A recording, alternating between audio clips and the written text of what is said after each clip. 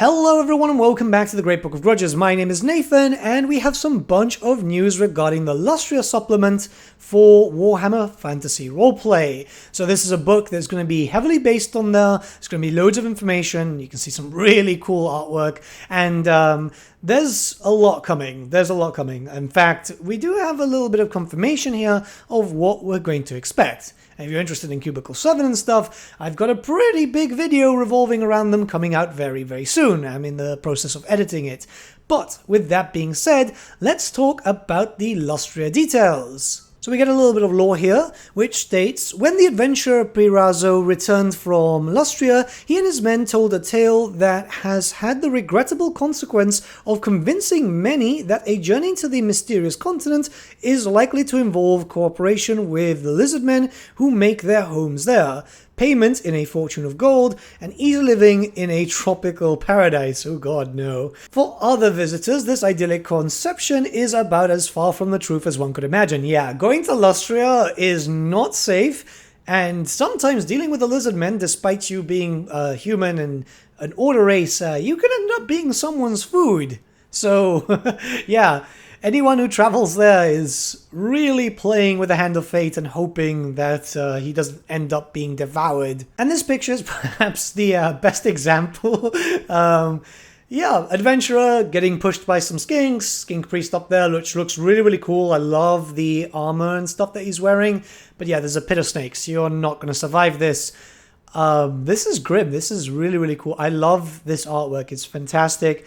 It really gives you that feel of, yeah, Lustria is not safe, and I don't think there's many times that you can repeat that without drumming it into some adventurers' heads as they're going to try and go for some cash. We're getting another big lore dump here, which is great. There's loads of context here. So, before a visitor so much as sets foot on Lustria soil, they are beset by maladies and madness. A great warding spell lies over the continent, designed to send explorers awry should they seek to find Lustria. Sorry for the cut there, my cat decided to tackle me. Whilst this great work of ritual magic has weakened over the millennia since it was first worked, it still distorts those new to the land. It is the first of many distempers that can afflict a warm-blooded visitor to Lustria. Those who fail to keep their boots clean may find their feet eaten away by caustic loam, ooh, wow, and the horrors that await for those who become prey to parasites such as the blindworm fits, brain fluke infestation, or fungal takeover are too grotesque to contemplate. Yeah, this is already very dangerous, and there's a little bit of a pestilence theme near the end, don't worry. Lustria is also home to a bewildering array of poisonous, venomous, carnivorous, and gigantic species. From the humble patch of the impaling spike fawn, to the noxious bloat toad, the voracious boar snake, and the insatiable dread saurian. Those brave souls who have sought to measure and describe the species of Lustria for the benefit of scholars of bestiaria have paid a high price in lives for such researchers. The Lizardmen are no less dangerous. For whilst they may be reasoned with in given circumstances, they abide by the great plan according to the meditations of their slan masters, and as such, they only seek to aid or comfort the warm-blooded races when such goodwill suits their own enigmatic agendas. I'm really curious more so about like the spike fawn, the bloat toad, the boar snake. I really want to know about these things, because these things not only will affect adventurers, but it just maybe gives a little bit of a insight into how some of the concoctions by Clan Pestilence are made. I don't know. There's so many things about Lustria that I want to know about, and I'm just really, really excited for it. We've got some beautiful artwork here on a coatl. Wow, that is just absolutely special. Very, very cool coloring. Like, if this ever becomes a miniature for Warhammer the Old World, maybe I might have to copy this paint job, because, wow, this is just really, really cool. And it seems that that coatl is called, Telatl? These Lizardmen names are a bit interesting, but the Enigma. Coatl Patron or Nemesis. Interesting title. Anyways, let's move on a little bit, right? With all the might and magic available to the Lizardmen and their allied species, there is little safety to be found in their territories, yet the colonies of humans and elves on the coasts of Lustria amount to a few scattered and rare settlements with their own problems. Yeah, there's a bit of stuff here, and there's some cool artwork. Look at this. We finally have a look at what Skeggi looks like, and that's just super, super cool. So, Skeggi is a Norscan settlement in Lustria. We know a little bit about it. There is a decent amount of lore, but we don't really have that much context. So seeing it look like this is absolutely special. I think that this is really, really, really cool. Very different to what we've already seen on Norsca, but you can see there's a little bit of Nordic influence there on the top of the buildings and so on. Oh, this is just wonderful. Absolutely wonderful. This is a view from the sea, so it'll probably go into land too, but there seems to be some marsh, some ocean here. Like, this is so cool. I am absolutely blown away. I was not expecting this. And we have a little bit of lore. The few small human settlements that exist on the shores of the isthmus to the north of the continent are continually beset by extreme weather, dangerous animals and plants, and the hostility of the nearby temple city of Hexotl.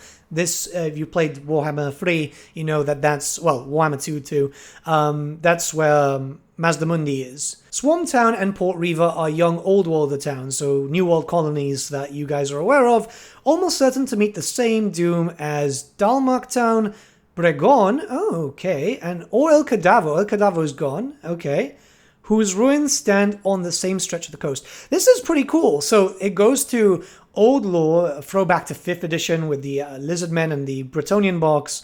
It goes back into some very old Dogs of War lore. This is really, really, really cool. I'm actually really happy that this stuff is getting like cemented a little further, because when old lore disappears, it generally just gets forgotten about. But this is going right into the troves. Let's continue. Only Skeggi, established by the famed Bjorling explorer Lost Eriksson in 888 of the Imperial Calendar, can claim to be a permanent human habitation with a proven history of surviving the worst that Lustria can throw at it. Yet it is a dreadful place in its own right.